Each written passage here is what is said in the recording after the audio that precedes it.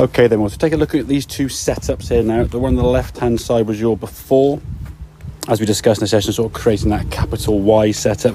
Because of that, put your left hand grip in basically a weaker position on the club face, which meant when you came back into impact, your club face now is going to be aiming to the right of target, causing that ball to curve and spin off to the right. So you've got to go through this process now. You need a longer left arm going down the golf club, and you can see now your shoulder's tilted, with the right shoulder now a lot more underneath. And then from here now, once you got into that first start position with the lead arm first, now your right hand's going on the golf club, and we can see now, because of that change of position with your left arm, how your left hand now is in a much more natural, although it may not feel comfortable, it is a more natural position for your left hand to be. So your checkpoints are these three knuckles here of your left hand, and that crease, the thumb and forefinger creating, going up towards the right shoulder. So once you got into that position, you then placed your feet either side about as wide as your shoulders, and you can see now from these two setups quite a distinct difference there in terms of your spine angle, the club shaft, the ball position. Just make sure when you are doing that, the club face wasn't opening up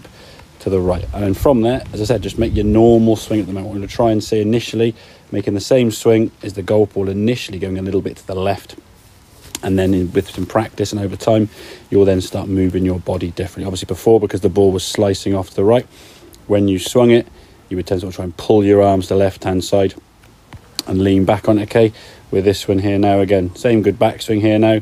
Swing wise, not really changing visually that much. You can see now through impact here now, you're on that left side nicely.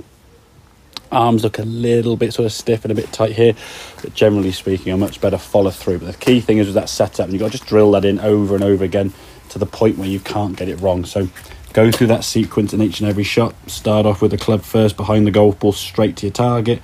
Left hand first with that grip, creating that sort of lowercase Y shape.